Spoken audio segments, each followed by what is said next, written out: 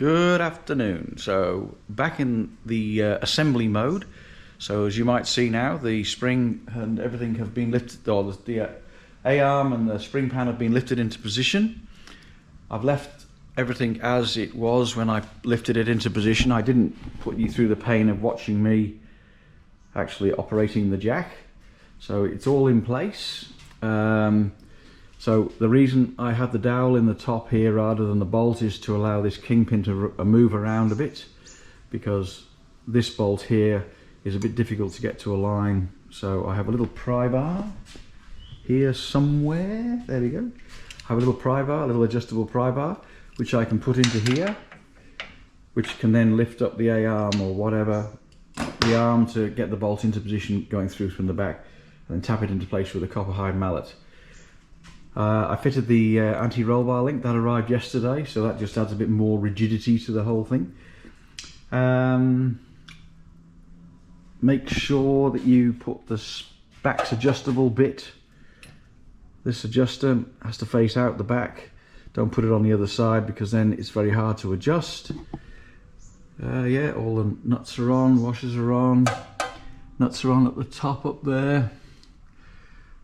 So yeah, I've got to put the nut on the washer on the bottom down there. Just got to go and get all the new nylocks from down in the other shed. So try and put new nylocks on where practically possible. And I'll put the other one together this afternoon. Now I've done that one, I won't bother showing you doing this one, because it's all identical, just on the opposite hand.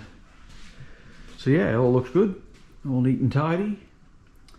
Got a little bit of paint to put in here, just to hide that. Trying to get a little bit of paint off here. Just spray a little bit extra paint there. But apart from that, yeah, so I'll grease it while the load's on, the load's off, so that you get more grease around the pin. Some people, they try to jack it up underneath here, and because of where this is located, I always find it difficult, so that's why I do it underneath the spring itself. There's also a little less movement there, because the further you move into the centre of the car, the less swivel, the less purchase you have. So it makes it a bit easier. All right, so there we go. That's that done. I'll do the other side. Thank you very much for subscribing. Thank you very much for comments in the past and in the future going forward. It's always appreciated to hear what you're thinking about, and if you want anything else specific you want me to talk about or whatever, then please let me know, and I'll try and accommodate whatever you know, if anything specific you want about what I've done here. The good thing about taking this off the valve out of here to do the conversion is that when you're moving the kingpin around, it moves a lot easier, because there's no resistance, because it's just oil circulating around inside there. Karsten, look what I got. Got the book, it arrived today, so I will be reading that and inwardly digesting a lot of the information in there. Thank you very much indeed for putting me onto that. Looks like a good book, and the content I've seen so far is very interesting. All right, I'll stop waffling now, and yeah, I can't think of anything else right now that I have to give you any. If you want to know anything else, just let me know, and I'll see if I can either demonstrate or tell you about or whatever. All right, thank you very much indeed. Bye for now. Back again, and so soon. I thought that this might just be of interest, so I'm putting new braided lines on the car, and I just wanted to show you how I set things up after I put the kingpin in. All right, so I put a cable tie here and tie it around the anti-roll bar link, so that allows me then to put the wheel in line where it would be normally running, so you can adjust it with this so that it's pointing, and then you can go to the back and you can adjust the brake line. So the brake line now, this is how I have found it to be the best. So it's not touching anywhere, and then I can go fully this way and it just touches the back of the shock absorber, and I can go fully that way by adjusting the sway bar link, which takes it way beyond where it's supposed to go, and it just touches the spring at full extension. I'm sure if you can see that. So that's, for me, is good enough. There's no undue strain put on the brake line. It says about putting it up here, but I've tried to put it up here and it rubs on here, and you know, it just doesn't sit well. So this is where I find it to be best, and that's how I determine where the best is. So I just have a cable tie around here, and I can move the hub through the full steering arc so that I can see where the line goes, what it does. All right, that's just a little bit extra. All right then, I think we'll call it quits at that. I don't think there's anything else, so we'll just say bye for now again. So if you're seeing this, things went well. So I'm going to now do the second side. I'll lift it into position and show you how I did it. If you if you don't see this, it didn't go well. Figure that one out. Anyway, all right, so I'll put it on time lapse because I'm not going to put you watching real time watching me do this. So we'll see how we go.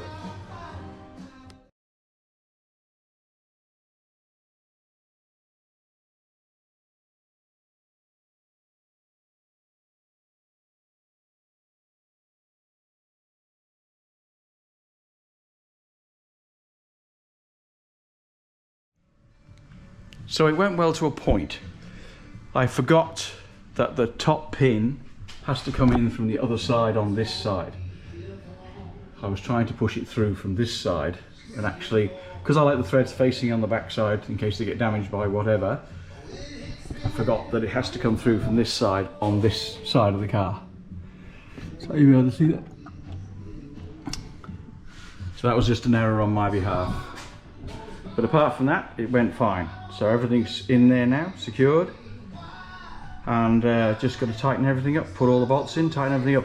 Also, I did mention earlier the sway bar links, right? So you do need those installed. I tried to put it in without, and yeah, it didn't go too well. So please make sure you put this in so that it keeps the spring pan in with the arms. That was another error on my behalf. I thought I did it last time without that in there, but I didn't. Alright, so that was just a quick add-on with a bit of time warp in there. Hopefully it works and you can see what I did. Alright, so I'll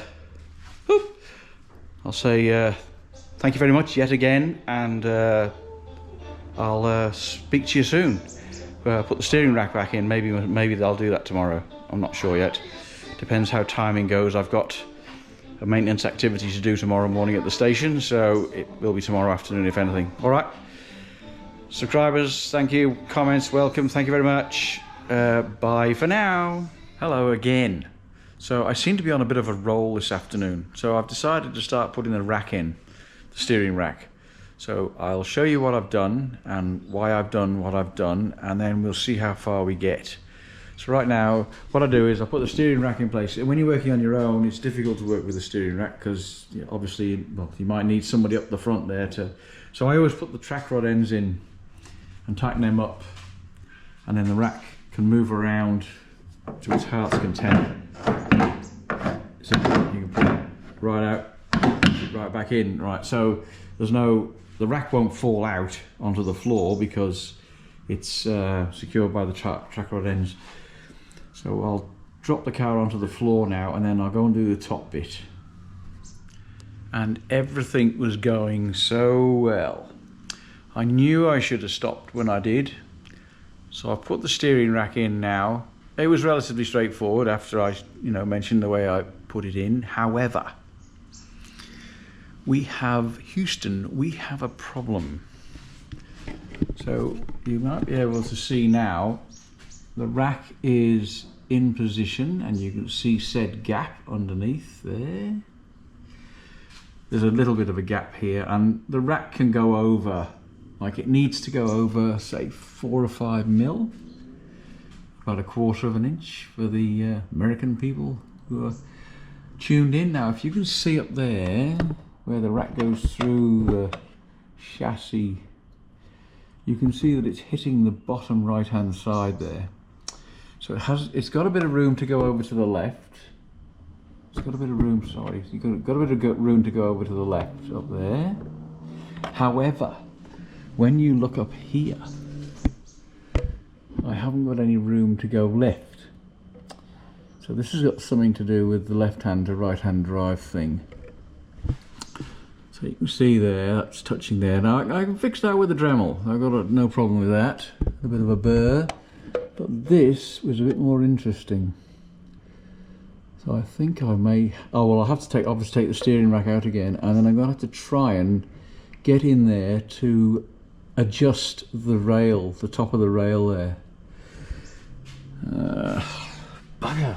So yeah, because it can't go over. I pushed as hard as I can to get the rack over any further, and it won't go because of the rail. And I'm not going to bend these like the other ones were bent to get that to fit.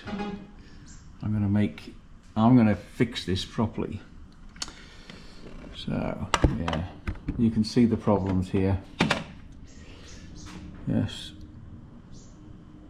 All right, so I will now quit. It is late Friday afternoon, and I will now quit, and I will reconvene tomorrow afternoon, and I'll have a bit of a think about this one. It's a bit of a I just knew this was going to happen. I knew I should have adjusted the chassis rail when I had the engine out, but I didn't. And I'm not going to take the engine out now to adjust the chassis rail, so I'll have to come up with something else. Alright, so that's it for today. After such a good day, I now have to finish on a bit of a negative, but we will turn it into a positive somehow. Alright, have a nice weekend, and if I come up with anything in the meantime, I'll be in touch. So I'll say bye for now for the third and final time today, and yeah, off we go to have a think. Bye for now.